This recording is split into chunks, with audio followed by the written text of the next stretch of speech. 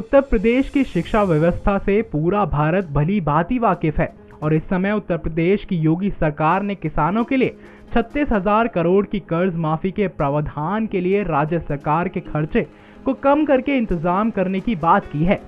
मौजूद वक्त में राज्य सरकार को ये लगता है कि शिक्षा पर खर्च करना फिजूल है और इसीलिए योगी सरकार ने ये तय किया है कि पिछले बजट की तुलना में इस बार शिक्षा के बजट से 90% की कटौती की जाएगी, जिसमें शिक्षा को लेकर सरकार की मंशा पर सवाल उठाना लाजमी हो गया है। योगी सरकार 2017-2018 के बजट में उच्च शिक्षा के लिए 272 करोड़ रुपए, जबकि माध्यमिक शिक्षा के लिए 576 करोड़ और प्राथमिक शिक्षा के लिए 22,000 करोड़ रुपए का प्रावधान किया गया है। जानकारी देते चलें कि पिछले साल वित्त वर्ष 2016-2017 में अखिलेश सरकार ने माध्यमिक शिक्षा के लिए 9,500 करोड़ तो वहीं उच्च शिक्षा के लिए 2,742 करोड़ रुपए आवंटित किए हैं। अगर हम पिछले साल की तुलना इस साल के बजट से करें तो दोनों ही क्षेत्र यानी उच्च और माध्यमिक शिक्षा में 90% की कटौती कर दी गई है, तो वहीं प्राथमिक शिक्षा में पिछले साल की तुलना में 5,867 करोड़ की बढ़ोतरी की गई है। हालांकि एक बात ध्यान देने वाली है, अगर हम कुल बजट की बात करें तो ये पिछले साल के कुल बजट से 10% ज्यादा है। इसके बावजूद भी शिक्षा के बजट में इतनी बड़ी कटौती समझ से परे है।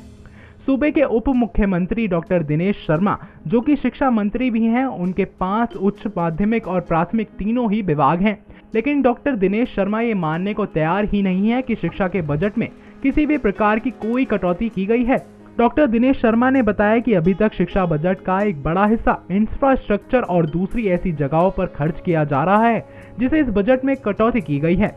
डॉक्टर शर्मा ने कहा कि बड़ी बड़ी इमारतों का क्या काम जब उनमें शिक्षक ही नहीं रहेंगे। अब शिक्षा की गुणवत्ता और शिक्षकों पर पैसे खर्च होंगे। लेकिन शिक्षा बजट में कटौती को लेकर जानकारों का कहना है कि इस बजट में जितना रुपया निर्धारित किया गया है उससे शायद शिक्षकों के वेतन भी पूरे नहीं होंगे।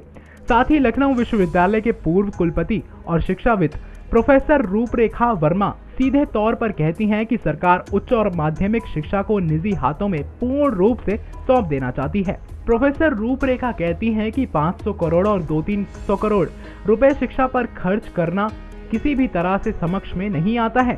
साथ ही वो कहती हैं कि इससे अधिक तो सरकार ने तीर्थ स्थलों के विकास को आवंटित कर दिया गया है, जो साफ तौर पर दिखाता है कि सरकार शिक्षा को निजी हाथों में सौंपना चाहती है।